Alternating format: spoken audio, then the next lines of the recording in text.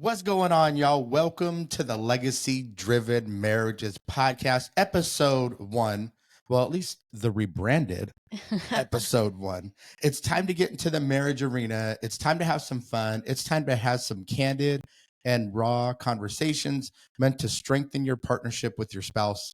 I'm your host, Walt McKinley, here with my beautiful co-host and my wife of 24 years, my partner in crime, Stephanie McKinley. Hey, everybody. Man, and you heard me say rebranded. So as we get started today, I want to just talk to you guys about what legacy-driven marriages is all about, but how do we get to where we're at now, 31 episodes in? Stephanie and I chose to go back and have a conversation on the first episode to prevent some confusion. Initially, when we started this whole journey, we decided to come out with the Legacy Warrior podcast. It was really meant to help the individual become the best, most powerful version of themselves, because Stephanie's had her struggles in life. Oh, yes.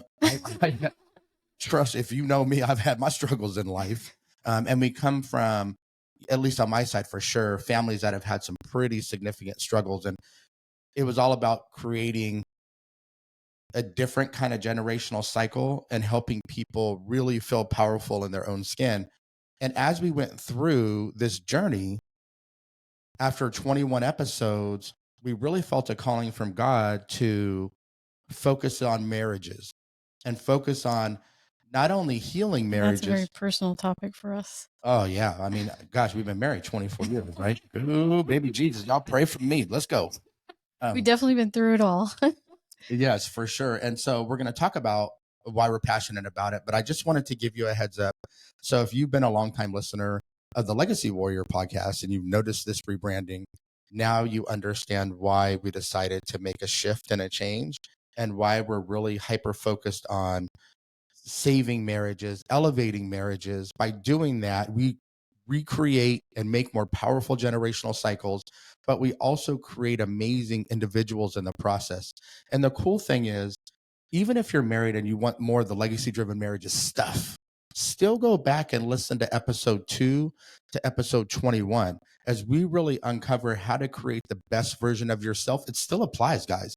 If you want to be the best spouse, the best parent, the best human being you can be, all of those things are still hyper relevant to what you want to do. And then you'll see from episode 22 on, we really started focusing on marriages.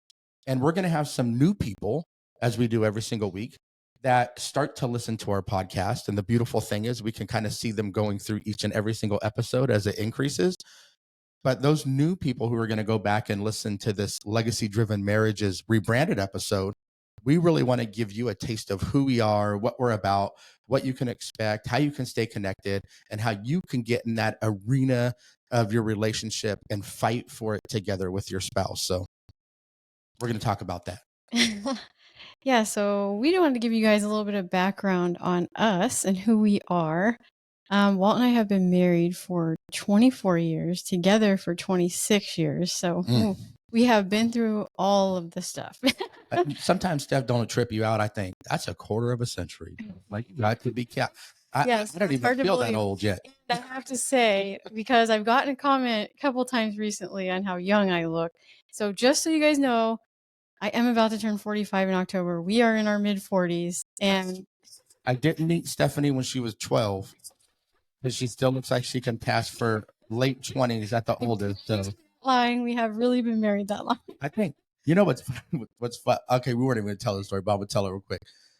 A couple years ago, we went to Williams, Arizona, and took a train ride up to, it's like an entertainment train ride up to up to the Grand Canyon and the South Rim.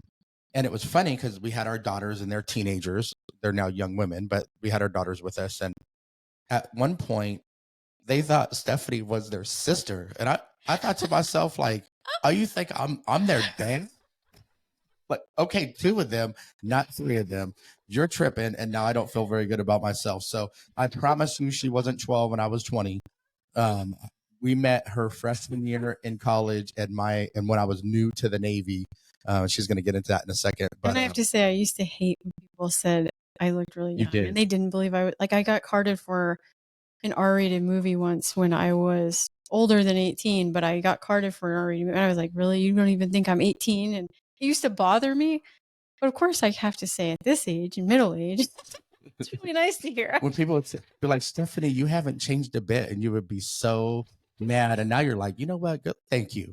Thank you for that. I'm just going to take that one in, appreciate that, and we're going to keep it moving instead of being upset about it. Because I know you can't tell right now. My hair is pretty, I have a lot of blonde in it because I'm covering all the gray. I actually have quite a bit of gray hair. And so and makeup and hair dye work really well. You could see us by going to our YouTube channel at Legacy Driven Marriages and subscribing there. And not only will we have this on every podcasting network, but we also film it on YouTube because we think it's fun just sometimes to be able to see the people you're listening to, be able to see the interaction, be able to see that we sit right next to each other, close enough where I can have my hand on her leg because I'm a physical touch kind of guy, and just kind of see that bantering that we have back and forth.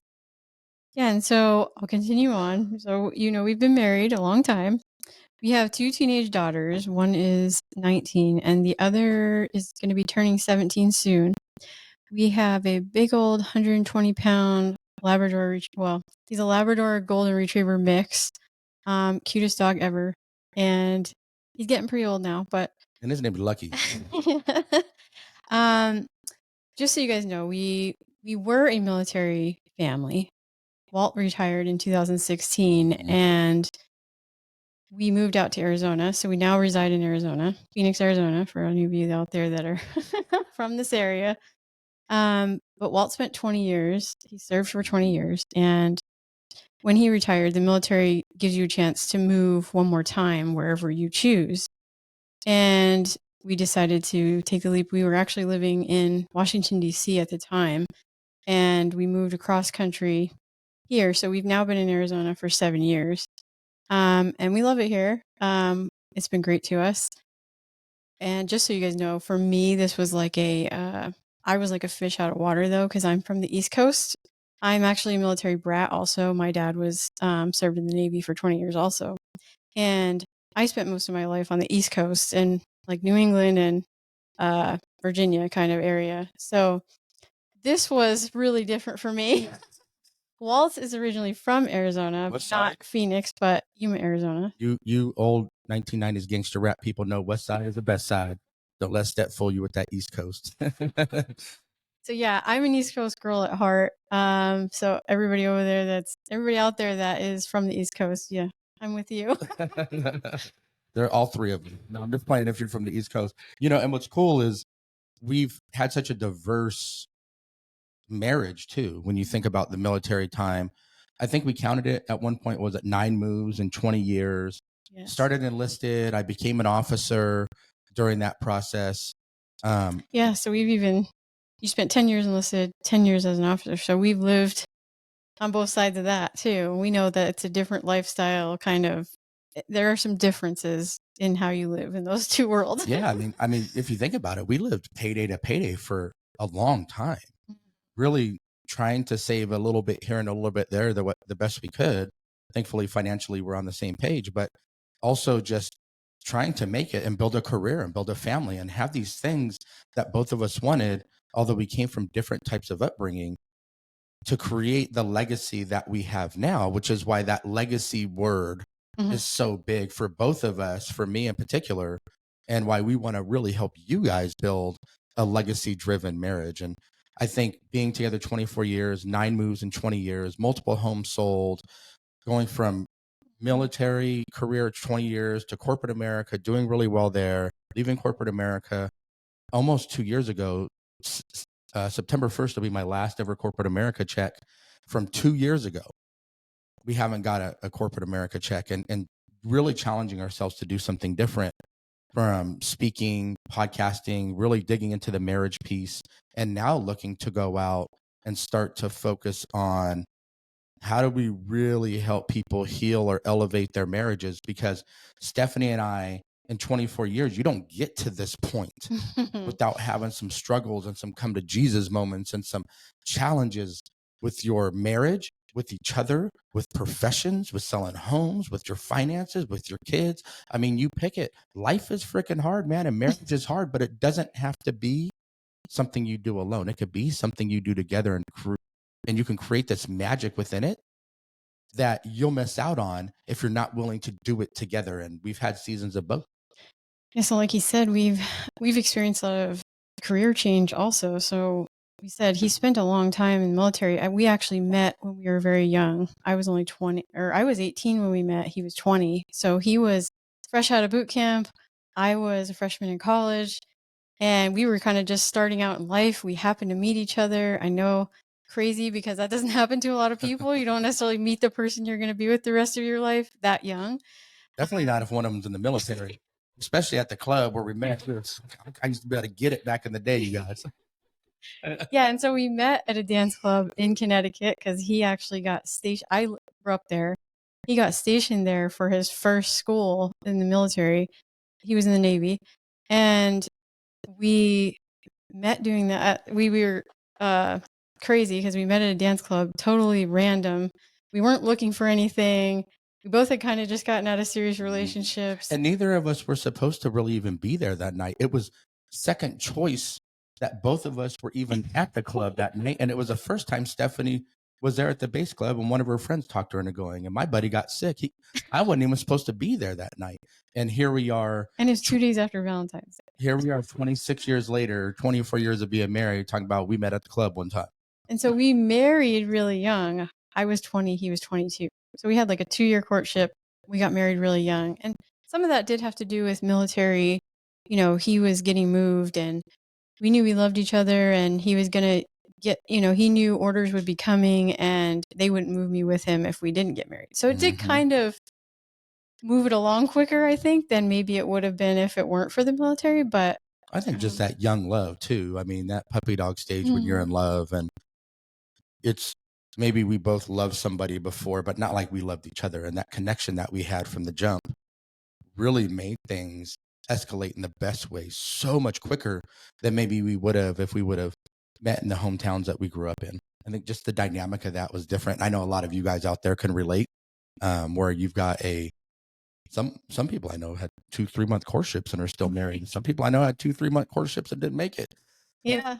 But that we went 2 years and a year, I guess a year maybe of that, or 10 months of that was us living together and trying to figure it out then too before we got married. I have to say, when we met, I think we both had a feeling of like, we just felt like we'd known each other forever. It was kind of like I don't know, you just know, like your soul just feels something that's there. And there was definitely a chemistry, and I don't know, it really felt like I had known him my whole life, if that makes sense. I'm sure some of you can relate to that. Well, you know what's cool is, I love that you said that, Steph. There was a chemistry there, and that chemistry carried us for a while until we realized, because we weren't still doing the work on our marriage, we were in the point of a struggle where resentment had built up so much over an extended period of time that it wasn't like this drip that inserts itself into relationships. It was like a fire hose that does it. And I think that's why that's why we're so passionate about this and so passionate about marriage, because we understand what that evolution can look like, but we also understand what it looks like when you're willing to fight for your marriage together, get in that arena. We wear warrior shirts because of that reason. Like warriors, they love hard. They fight for what's right. They fight for each other. And you got to really be that warrior in your relationship and get into that arena with your spouse and fight for it together. And sometimes that means one spouse is exhausted. And maybe you're fighting for two in that moment.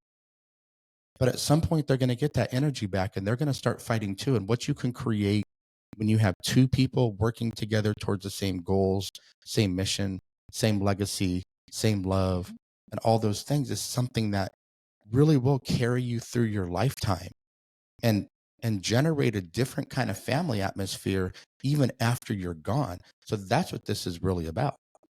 Yeah. The reason we really wanted to do this episode was to share with you why we are passionate about marriages, why we really want to help other people's marriages. And I have to tell you guys, we view marriage as the most important relationship in your life behind God.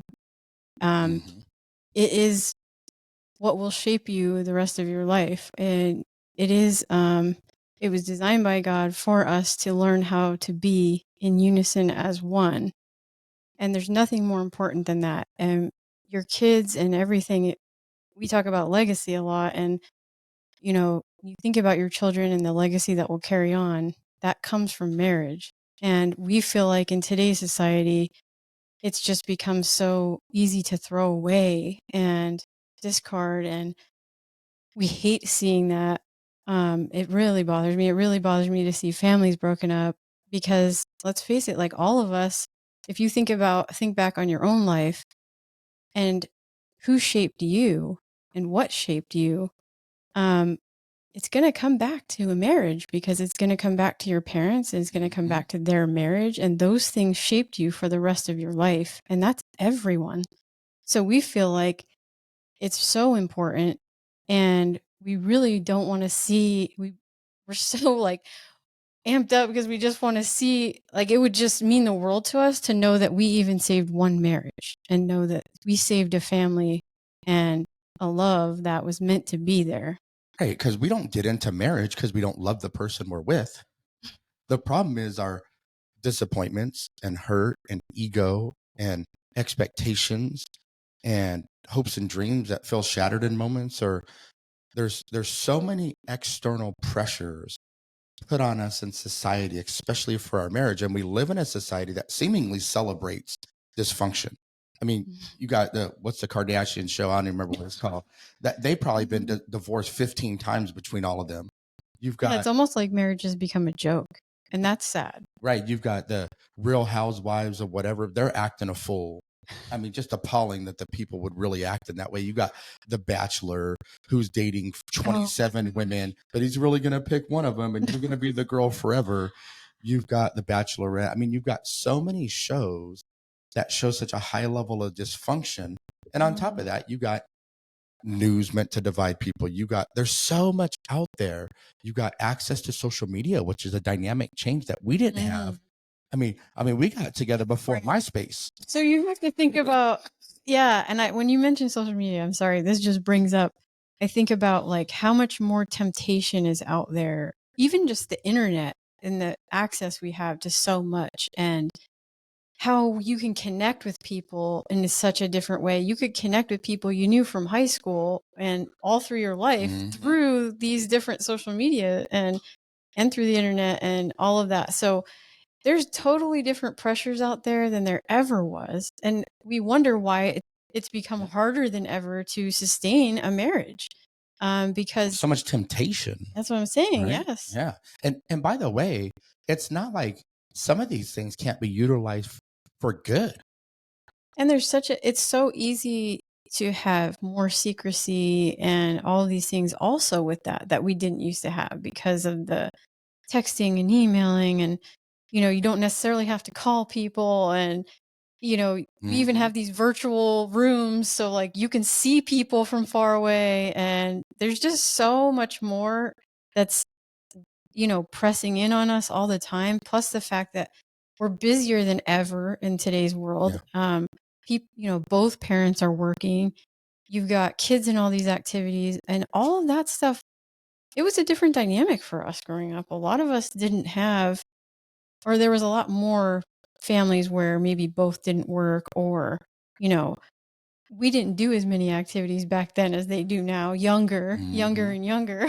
Well, and think about it. I mean, back in the day, even as young adults, without social media, any of those things, if you need to even make a phone call long distance, it was like 5 or 10 cents a minute. Yeah, right. So ain't nobody nobody trying to go broke talking to somebody they ain't supposed to. And this is true. I remember like when we were kids, my parents they'd wait till like 11 o'clock at night because the long distance calling was cheaper at that time to call our family. I mean, to even call our family. So imagine talking to someone you don't know. So there's so many things, you guys, meant to really divide us, meant to separate us. And even the things that aren't nefarious or bad or intentionally meant to divide us. Stephanie talked about it. We had one daughter do travel sports. We had another daughter who wanted to take acting classes. And you're dividing and conquering as parents sometimes to get your kids there. You got a spouse that all these companies we need to do more with less, which means you got to work harder, and they're dangling the carrot of promotion. Or maybe you lost money in the housing market. Maybe COVID shifted the dynamic, emotionally for you and physically for you.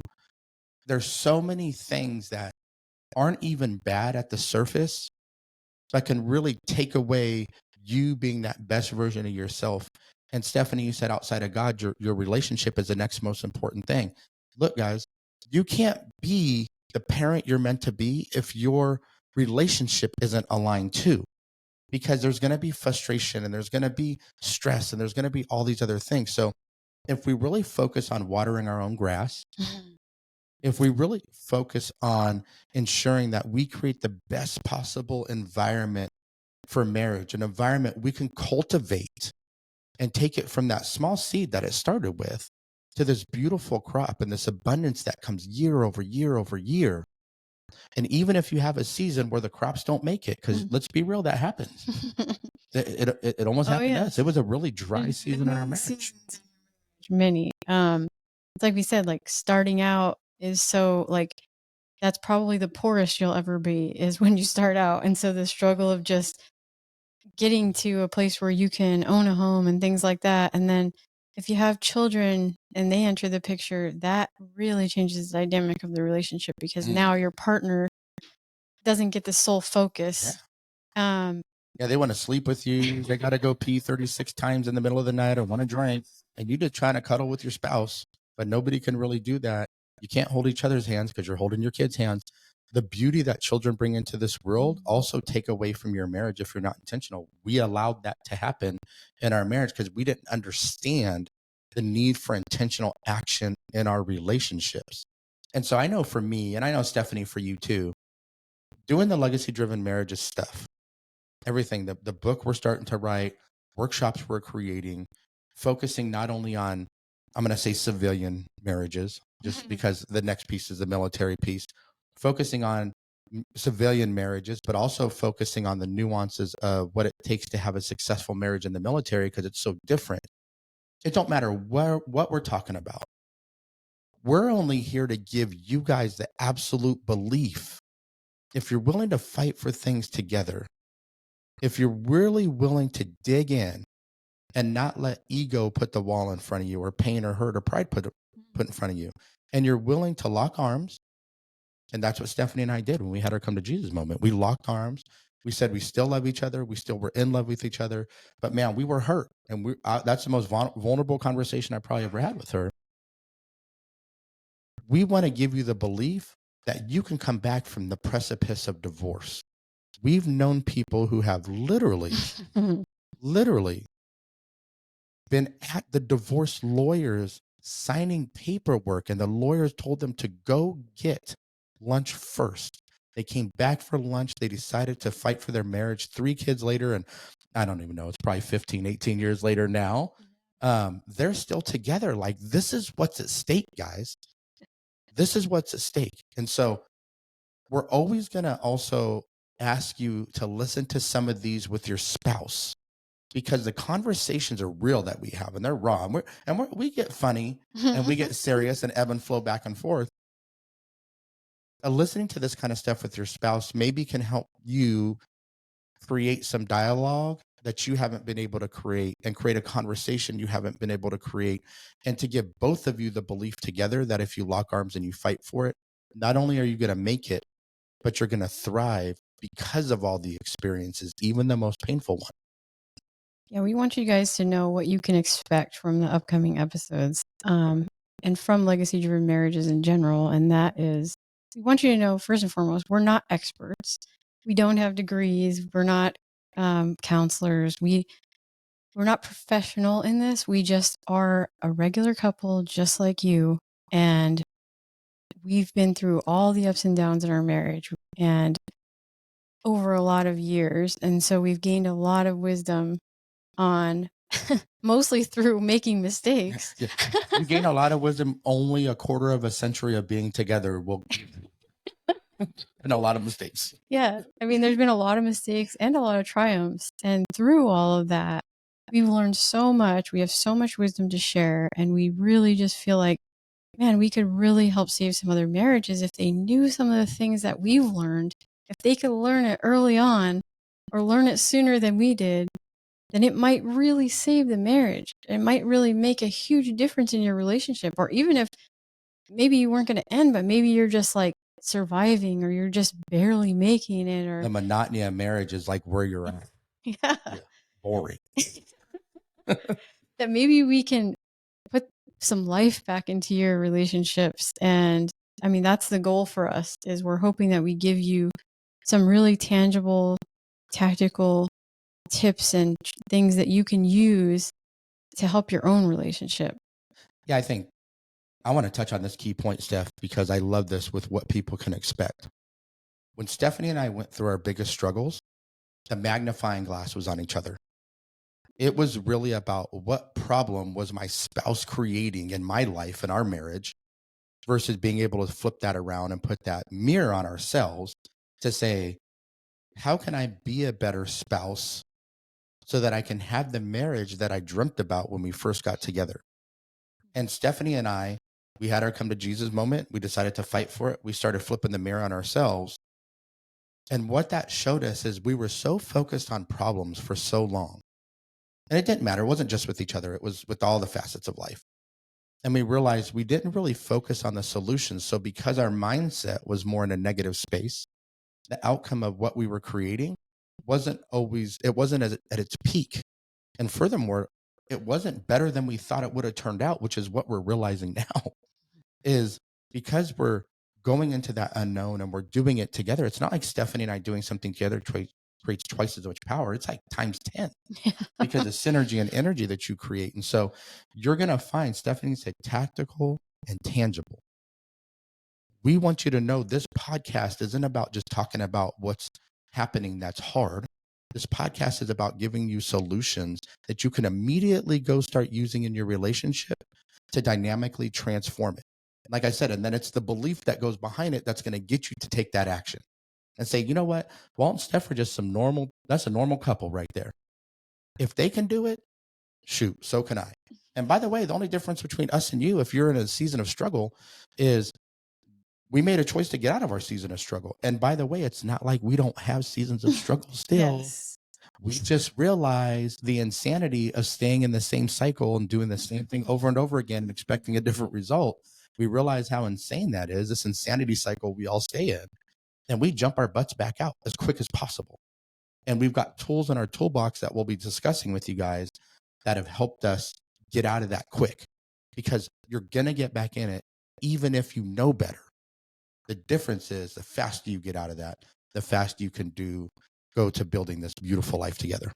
Yeah, Walt and I feel very strongly about being really transparent with you guys. So we will be as real as we can be on here about our own struggles and also struggles we've seen in other relationships. But we want you to see that, like, we know that we can't truly reach you and you won't really trust us if we're not really open and honest with you guys about our own struggles, because we've definitely had them. And we know that it's hard for couples to really, sometimes if you go to therapy or a counselor, you don't know if that person really can even understand where you're coming from, because you don't know what they've really lived. They don't share that with you. Well, and this is not to knock therapy or counseling. We've seen a lot of therapists or counselors that their life's not together. And we've seen a lot of therapists or counselors that have been divorced themselves. Right. Coaching you on how not to get divorced, even though they didn't do the same thing, or self-proclaimed gurus. Well, and I feel like a lot of times in therapy, and exactly, I'm not downing therapy. I think it's probably everyone could benefit from therapy. But therapy is more meant for you to speak your truth and just get things off of your chest and really get that stuff out, where they don't necessarily give you tips and tell you how to fix those things. They're just kind of letting you get those things off your chest and, work with each other. But we know, we've been there, we've done it. We can really tell you how it works in the different dynamics. Like, we're going to share how it's different just being a man and a woman, how we're different, or, just how we've been brought up affects our relationship. Like if you've been raised by a single parent versus two parents, you're going to have a very different outlook on relationships. Trauma versus not having trauma. I mean, there's so many different things in this cycle. But so now you know what to expect, but how can you stay connected? Look, the most important thing that you can do in this whole process is staying connected, because it's almost like doing anything. If you did one thing once a week, and that's it, you probably aren't going to be able to sustain that through the whole week, because there's so many different things being thrown at you, including that stress you, that turn your attention to the shining object, that whatever it is. And so there's a couple ways that you can stay connected that we recommend. Number one is hit subscribe on the podcast. Every single Tuesday at 3 a.m. Pacific time, the podcast goes out on YouTube or on every major podcast network. So first, subscribe. That way you can stay plugged in. Second is join us on Instagram or Facebook at Legacy Driven Marriages, with an S at the end, at Legacy Driven Marriages, and get involved with our Facebook group.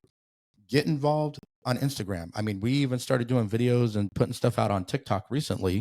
Yeah, we really want to create a community where you all can come and share and everyone shares with each other, because there may be things that someone else has gone through that we haven't, that they can help you more with that. And that's what our goal is with the Facebook group and Instagram, is that you will share, and hopefully it will encourage everyone to share, and we all benefit because you could have so much more wisdom from so many more couples.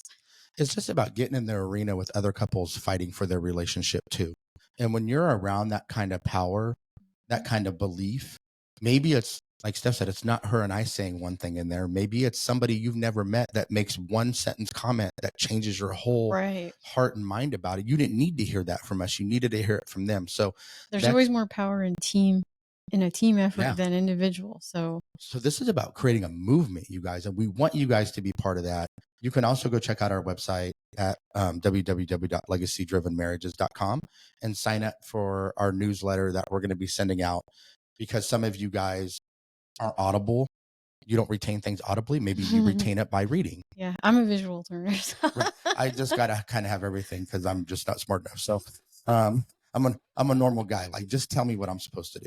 So I think this is about creating a powerful journey together. This is about creating a legacy-driven marriage that will change future generations. This is about creating and helping save, and like we said, elevating marriages along the way. So look, guys, we want you to be part of this movement with us.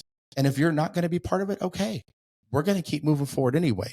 But the most beautiful thing you can do is create, and maybe this is a military thing for me, when you have everybody working together towards a common goal, not only can you get there faster, but the power that you get there dynamically looks different than if just Stephanie and I are pulling the sled the whole way. So this is about really creating a community and a movement that we can all be proud of, and that we can all support other people on their journey. Because I promise you, at some point, even if you're struggling, you're going through the struggle so that you can learn the lesson from that, if you allow yourself to learn the lesson, because that lesson is going to be the thing that transforms somebody else's life.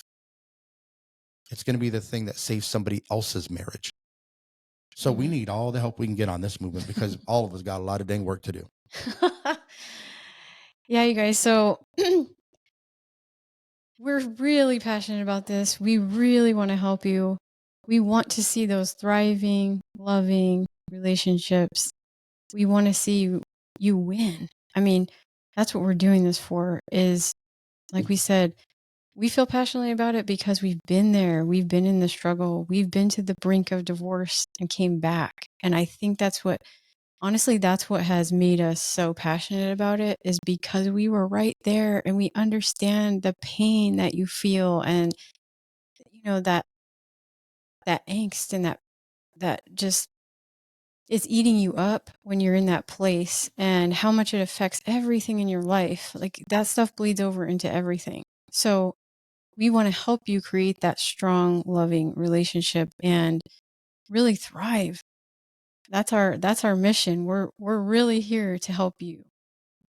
So look, let's get fired up, man. Let's create some powerful relationships, some powerful legacy-driven marriages. Let's do it together. We're so happy that you're here joining us. We can't wait for you to listen to all the episodes.